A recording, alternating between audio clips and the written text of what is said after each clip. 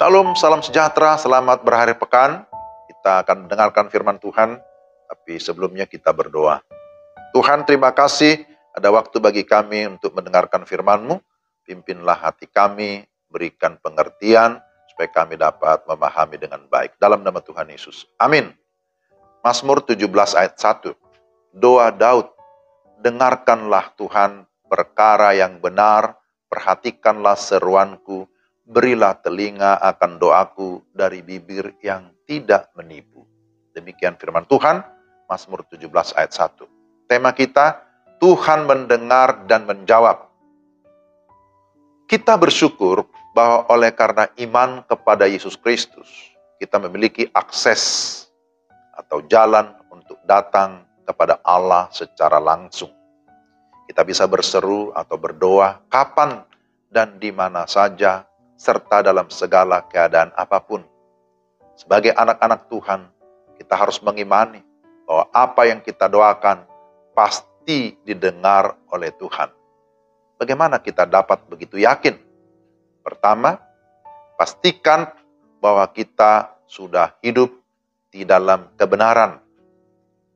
Bahwa orang benar, sekali lagi, bukan berarti tanpa dosa.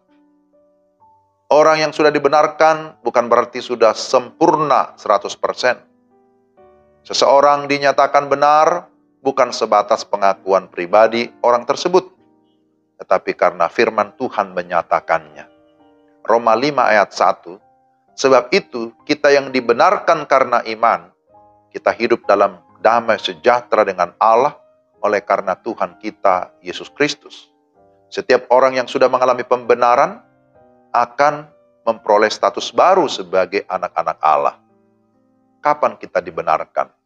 Ketika kita sungguh-sungguh percaya dan menerima Yesus sebagai Tuhan dan Juru Selamat secara pribadi, maka kita memiliki kepastian keselamatan, kita diangkat menjadi anak-anak Allah. Ini adalah satu kepastian. Tapi berikutnya, bahwa pastikanlah bahwa hidup kita menjalani atau menjalankan kebenaran firman Tuhan. Bahwa kita tidak hanya menyandang status sebagai orang yang sudah dibenarkan, tetapi kita juga harus hidup dalam perkara-perkara yang benar. Hidup dalam kejujuran, hidup dalam keadilan, hidup dalam kasih, hidup dalam kekudusan. Dosa menjadi penghalang doa atau hubungan kita dengan Tuhan. Sebab sesungguhnya tangan Tuhan tidak kurang panjang untuk menolong kita. Pendengarannya tidak kurang tajam, tetapi yang menjadi pemisah adalah segala dosa kita. Oleh karena itu, kita perlu menjaga hidup kita agar tidak terpolusi atau tidak dicemari oleh dosa. Dan yang ketiga, yakin bahwa Tuhan kita hidup. Dia mendengar dan menjawab setiap seruan anak-anaknya. Daud berseru, Daud berdoa, dan dia yakin bahwa Tuhan akan mendengar dan menjawab. Mengapa? Karena dia mengenal Tuhan sebagai pribadi yang hidup, yang adil, yang maha tahu, dan juga maha kuasa. Sebagai pribadi yang hidup, Tuhan tidak bisa disejajarkan dengan segala berhala apapun, dengan segala ilah lain. Sebab berhala-berhala punya mata tidak bisa melihat, punya telinga tidak bisa mendengar. Karena memang bukan Allah yang benar, tetapi Allah buatan tangan manusia. Tuhan kita adalah Tuhan yang benar. Dia adalah Tuhan yang hidup, yang kekal. Dia pencipta, dia pemilik kehidupan kita. Dan dia berkuasa mengontrol seluruh kehidupan kita. Dia selalu on time dan juga on target.